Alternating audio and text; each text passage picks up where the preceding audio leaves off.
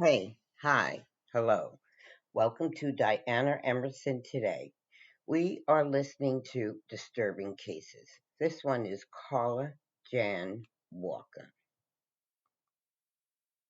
How long is too long for a murder case to be solved? And to what extent will investigators go to solve it? The particular case that we're sharing with you today underwent the test of time.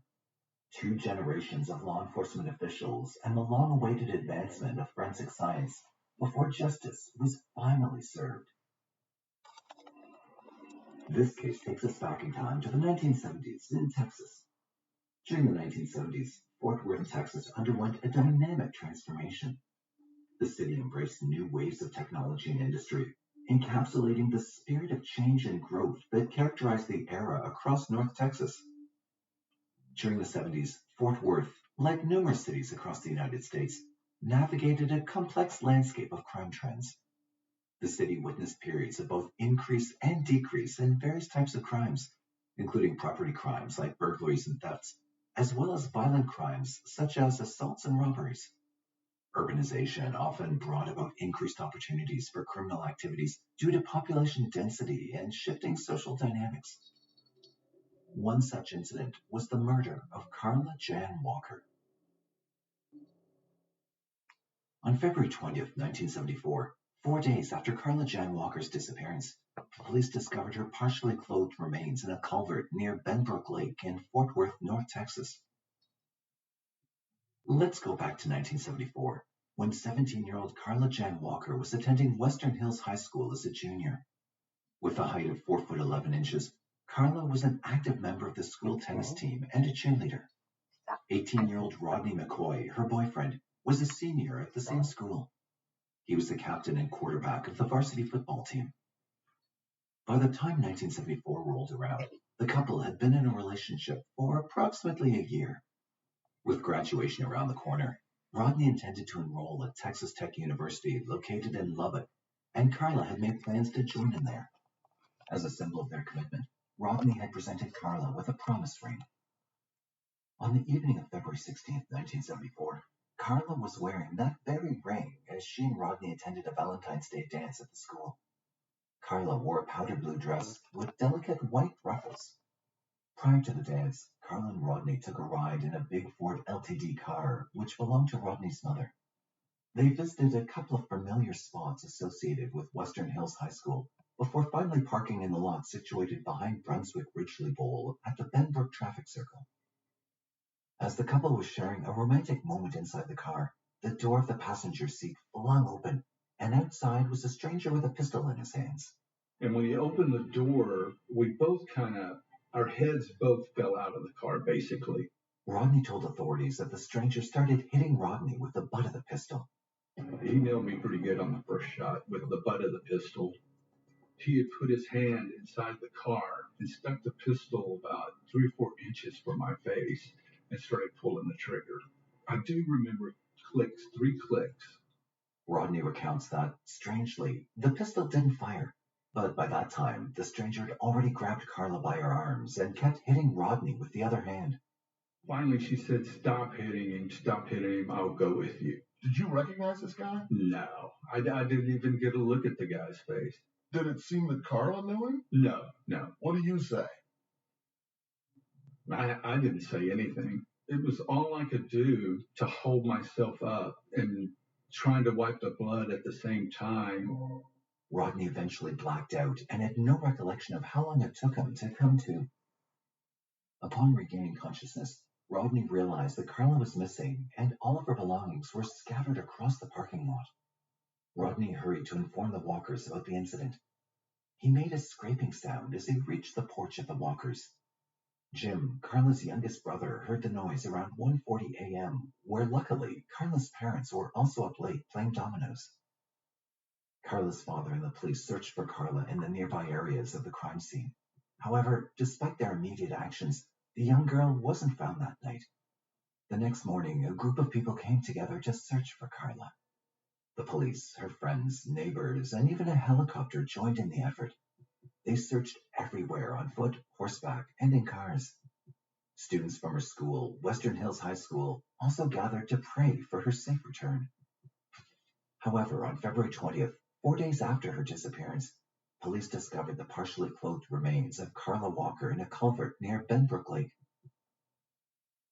Once Carla was discovered lifeless, police discovered that she was beaten, assaulted, and strangled. The Fort Worth lab authorities found bodily fluids in her undergarments. However, the limited forensic capabilities in 1974 hindered an in-depth analysis which could lead them in the direction of a perpetrator. Adding to the mystery was the fact that shortly after Carla's funeral, the Walker family started receiving mysterious calls where the person on the other end of the line said nothing. There was a time when the calls came every week and continued for almost a year. The police tried tracking the calls, but their efforts were in vain. The journey of this case was truly unique, marked by numerous twists and turns that kept both investigators and the public on their toes. In the initial 4 years of the investigation, potential suspects emerged, only to be followed by unexpected developments that left investigators feeling perplexed and disheartened. Let's delve into the intriguing course of this investigation and uncover the hidden truths. In 1975, a significant development emerged with the first identified suspect in the case, 23-year-old Tommy Ray Nealand, a carpet layer from Euless. He was thought to have a direct connection with Carla's murder. Tommy was arrested on April 23, 1974, and was already serving a sentence of 550 years in prison for one murder and 2 life sentences for other murders. Additionally, he faced a trial in Fort Worth for the aggravated kidnapping of a 16-year-old girl from Arlington. The timeline of Tommy's killing spree matched with Carla's abduction. Although Fort Worth investigators were still skeptical about whether Tommy would confess to Carla Walker's murder after Rodney McCoy identified him as his assailant and Carla's abductor, much to their astonishment, Tommy Ray Nealand willingly admitted to the crime. Although already facing trial for the murder of 2 individuals, investigators were almost sure at this point that the case finally got its closure. However, much to their disappointment, Tommy failed his polygraph test, and due to lack of evidence against him, he was ruled out as a suspect. Aside from Tommy Ray Nealand, police were following up on a few other leads as well. They were still searching for the owner of the Ruger 22 caliber pistol magazine, which was found in the parking lot that night. The police initiated inquiries with individuals possessing such weapons, including Glenn Samuel McCurley, residing within close proximity of the bowling alley, just under 2 miles away. McCurley disclosed that his pistol had been stolen approximately 6 weeks prior, aligning with the timeline of Carla's murder. He explained that he refrained from reporting the theft due to his status as a convict. Back in 1961, Glenn McCurley, who was merely 18 at the time, resided in the Westview Boys' Home located in Oklahoma. During that period, he stole a car from a bowling alley. He was subsequently handed a 2-year sentence in Huntsville prison on charges of grand theft auto. In 1975, Fort Worth burglary detective John F. Terrell apprehended William Ted Wilhoit at his home for a series of burglaries. During the arrest, William said to Detective Terrell, "I wondered when you were coming after me for Carla Walker." After taking William to jail, Detective Terrell engaged in a conversation about Carla's death, aiming to get a confession. Detective Terrell pressed William about Carla, appealing to his conscience and urging him to admit to the crime. William began crying, saying, "Well, I guess I might as well," indicating a possible confession was imminent. However, the interview was interrupted before further progress could be made. A leaflet on Ruger firearms was later found at William's house, connecting him indirectly to the crime, but the evidence was insufficient for charges. He was later sentenced to Huntsville for burglary. In 1976, a photo lineup identified him as being present at the bowling alley on the night of Carla Walker's abduction in 1974. Despite failing a polygraph test, William denied the crime, later suggesting that a similar unprosecuted case contributed to his failed test. It was his guilt that surfaced in the polygraph test regarding his involvement in the attempted murder of TCU student Janelle Kirby in 1974. By 1977, Detective Terrell's suspicion of William regarding the Carla Walker case faded as Jimmy Dean Sasser from Paris, Texas, voluntarily confessed to the murder at a police department in Murfreesboro, Tennessee. Subsequently, in 1978, Jimmy was formally charged for the crime. Aside from admitting his involvement, Jimmy also provided the police with a statement in which he explained the abduction and murder of Carla Walker. Finally, it was a relief this time that the suspect was admitting his crime. However, there was more deception involved in this case than anyone would prefer. Investigators observed that Jimmy's account of the abduction contained numerous inaccuracies and crucial details were omitted, causing the Fort Worth police to become increasingly doubtful. Subsequently, Jimmy retracted his confession, explaining that he confessed while in a state of depression following his marital breakup and under the influence of cocaine when he walked into the police station in Murfreesboro. Again, investigators were right back to square one. 1986 marked 12 years since Carla Walker was found murdered, coinciding with Detective John F. Terrell's retirement. Despite the passage of time, the case remained unsolved, yet Detective John still believed it was William Ted Wilhoit who was responsible for the murder. In 1990, responding to Detective Terrell's request, the Fort Worth PD decided to revisit the unsolved Carla Walker case. They aimed to check if William, who was already in prison for another crime, the rape of a woman during his period as a Bible student, could potentially be responsible for Carla's murder. However, this avenue, just like the previous ones, led to another dead end. 12 years later, John F. Terrell, who'd been retired for 16 years by then, took the initiative to establish a website where people could provide tips and information related to the unsolved Carla Walker case in 2002. Sadly, Terrell passed away in 2010. However, in 2017, a Facebook group named Justice for Carla Walker came into existence, continuing the quest for justice in her case. The tables turned in 2019 for the Carla Walker cold case. The police decided to reopen the investigation once more. The case was reopened due to the discovery of a crucial piece of evidence. This evidence had the potential to bring the culprit into the light. It was an anonymous letter received by Detective Oliver Ball shortly after Carla's tragic murder in 1974. Detective Ball had kept this letter to himself throughout the years, never sharing its contents with the public or with Carla Walker's grieving family. To this date, the reason why he kept this a secret remains a mystery. However, this would turn out to become a pivotal clue in the case. In 2019, the police took a significant step in the Carla Walker murder case by publishing a redacted version of the anonymous letter on social media. The letter contained cryptic references relating to Carla's murder. It read, "Kill Carla Walker in Benbrook, sign 10100. And P.S. It's hard to say, but it is true, sign 10100. The news article was aimed to prompt anyone with knowledge of the crime to come forward. However, despite this public appeal, no one stepped forward with any additional information. A year later, in 2020, it marked 46 years since the murder of Carla Walker. The investigation had passed from one generation of investigators to the next. Detectives Leah Wagner and Jeff Bennett, part of the police department's cold case unit, began looking into the case with fresh eyes. They now had access to cutting-edge forensic science that was unavailable in 1974. In April 2020, Detective Paul Holes, known for his work in the Golden State Killer case, featured the Carla Walker case on his TV show The DNA of Murder. Detectives Wagner and Bennett provided him access to their case files and physical evidence. Advanced DNA testing on Carla's underclothing revealed male DNA from previously undetected stains. However, disappointingly, the DNA profile didn't match anyone in the criminal database. Despite initial setbacks, Detective Paul Holes pursued new ways to crack the Carla Walker case. He introduced Fort Worth police to Othram, a forensic genealogy lab near Houston. Using advanced parallel DNA sequencing, Othram reconstructed the DNA sample's genome and uploaded it to GEDmatch, an online service for comparing DNA data files. This crucial juncture marked a turning point where the case finally gained significant momentum. The suspect this time was just a step away from the investigators. Through the DNA comparison, investigators discovered a distant relative match, ultimately leading to the identification of three brothers with the surname McCurley. This name struck a chord with Detective Jeff Bennett, as Glenn Samuel McCurley was a suspect from 1974.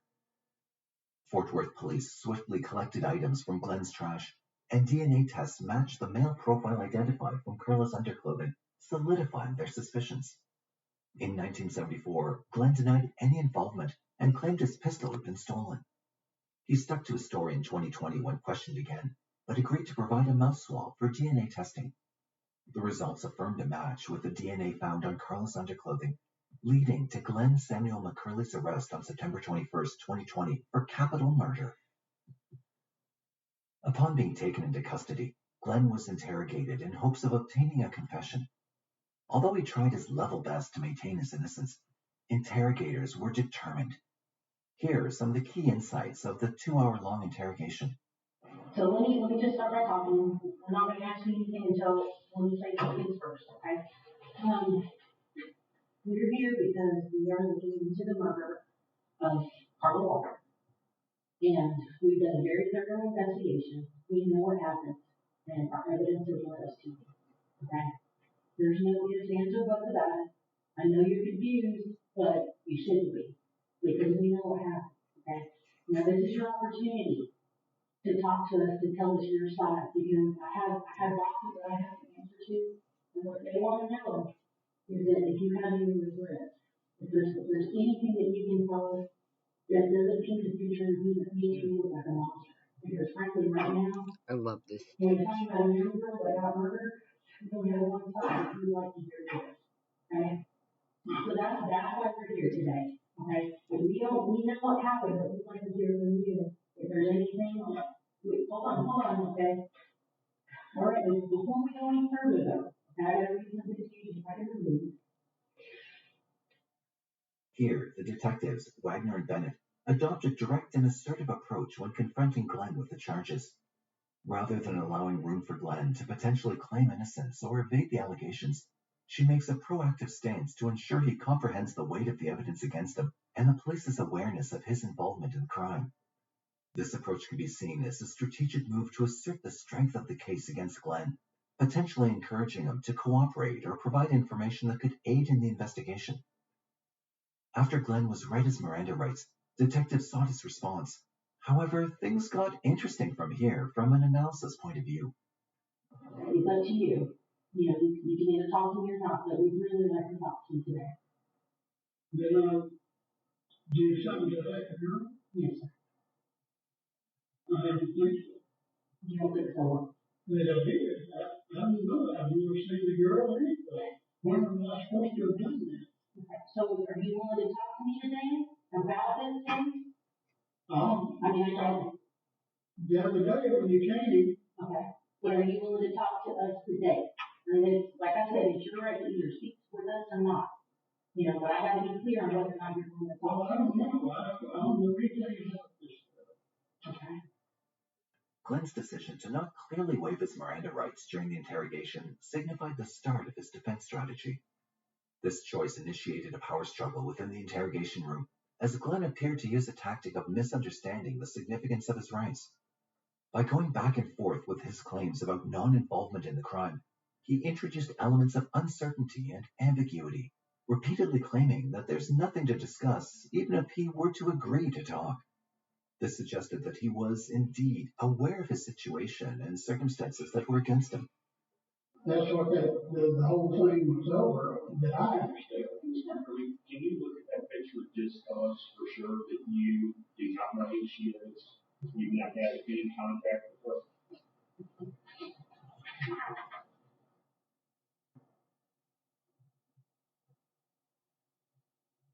I've never seen her before. I don't know who she is. If she's standing right beside of me, you say it's what's your name? Carla Walker.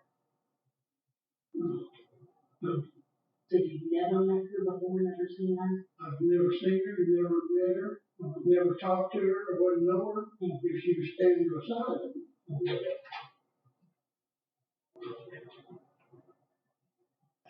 The reason I guess it's not any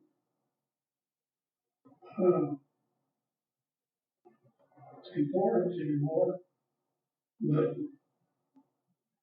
there was two guys who picked it up and I went to check, I had that pistol in the scene wrapped up in a cloth. And I didn't think anything about it, and everything looked all right. And then later on, I found out that they had stolen that picture. All right. Eddie, And I you told mean them, I felt his tail start wagging, but police came and shit, talked you're to us. supposed, that's who you're supposed to warn me against. That it didn't have anything to do with it, so, Shit, scared the life and, out of me. uh, You wanna, oh, they took me downtown and questioned me and all this and that, and I you told want them to exactly take, what I'm telling you, everything, what happened. And, they said that they had found a clip, but for 22 pistol. And I didn't know anything about it. They thought that gun might have been used in the robbery or something. So they found it and In this phase of the interrogation, Detective Wagner tries to gauge Glenn's reactions by presenting him with a photograph of Carla Walker, with the hope of observing any physical cues that might indicate his involvement or knowledge of the crime. Surprisingly, Glenn maintained his innocence and remained in character, showing no visible signs of emotional response. However, his initial denial of any knowledge of Carla Walker's existence began to crumble as he started to discuss his previous questioning as a suspect in 1974. This shift in his narrative is significant, as it suggests a potential awareness of the case and his own connection to it, despite his initial efforts to distance himself from it. you're saying I killed somebody, and I didn't know. I did not kill anybody. Then what did you do? What do you mean, what did I do? I don't know what I did. I didn't do anything. I didn't kidnap anybody. But somebody saw me do this? No, You made a mistake. You left your boyfriend alone. I did not kidnap anybody. The boyfriend was alive. And he identified me as the guy. Okay? You No, made a mistake. I did not do anything. You did it. You did it. Mr. Curley, this really is your time to be able to get this off your chest. And the second half, I didn't do anything like that.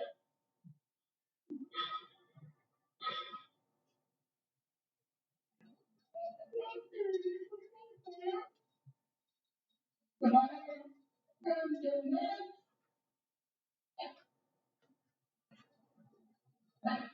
and you didn't need to.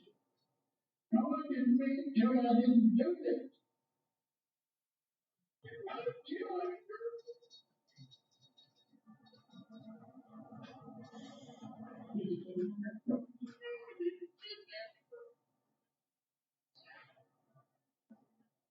Something showed me do that. No, man.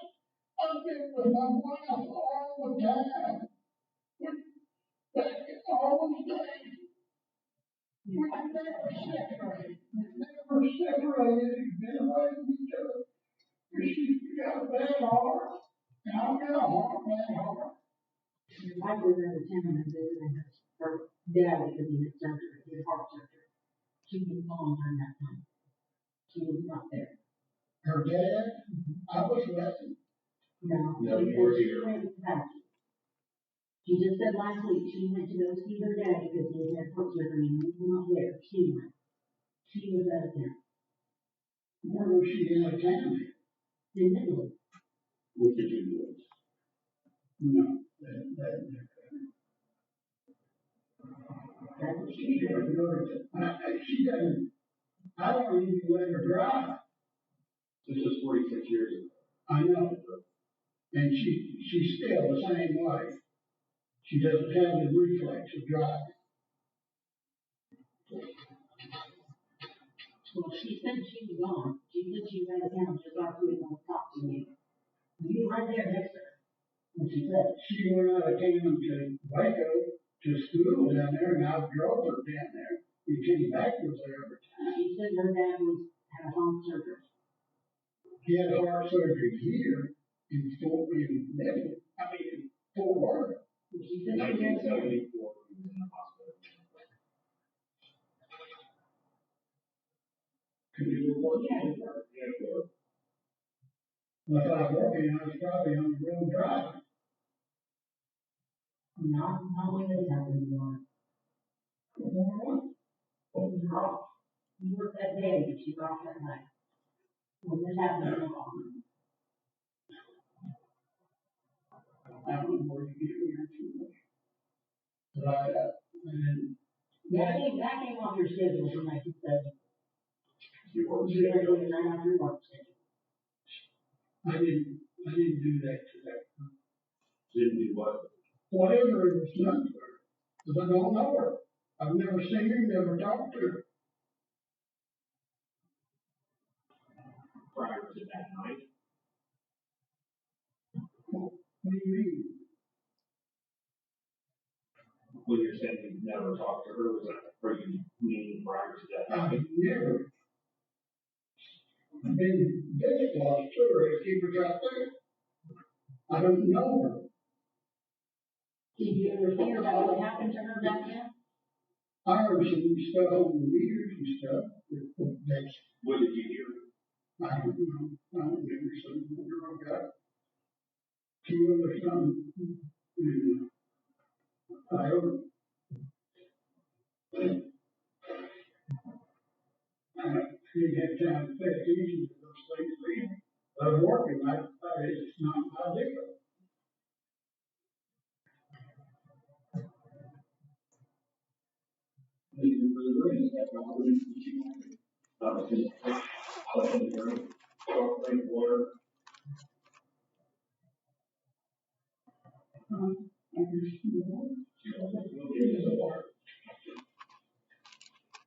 In this part of the interrogation, Glenn initially attempted to gain sympathy by breaking down into tears, possibly hoping to soften the interrogator's approach.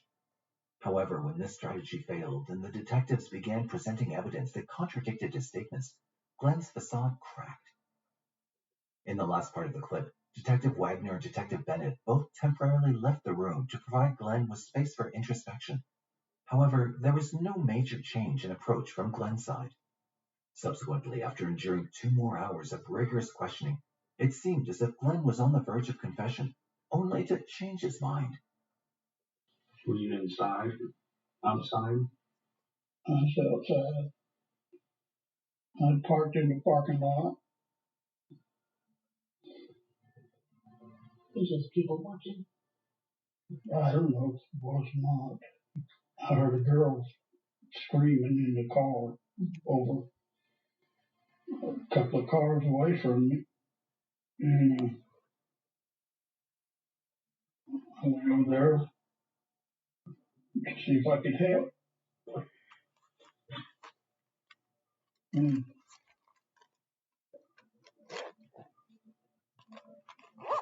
what you see? There was this big guy that had her up against the door, jerking her around and this and that kind of stuff.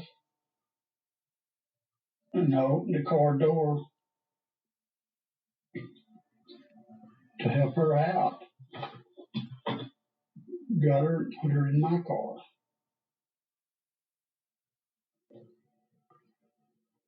When you went to help her out, what did you see was going on inside the car? I couldn't tell if she was wrestling against her or something. I don't know. And she was screaming and yelling.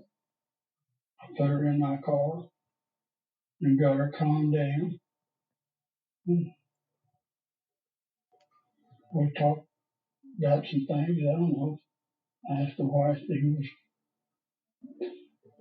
beating her up or whatever he was doing. She started hugging me, thanking me. One thing led to another. I told her I was going to take her home. She said she didn't want to go home right that minute.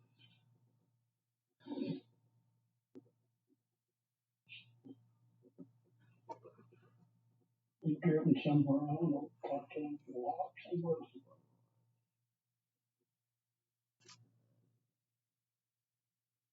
No, I let her out of the car You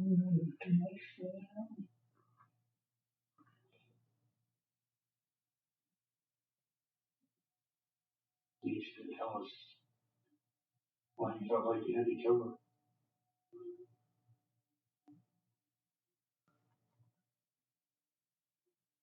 Do you think she's been good at once?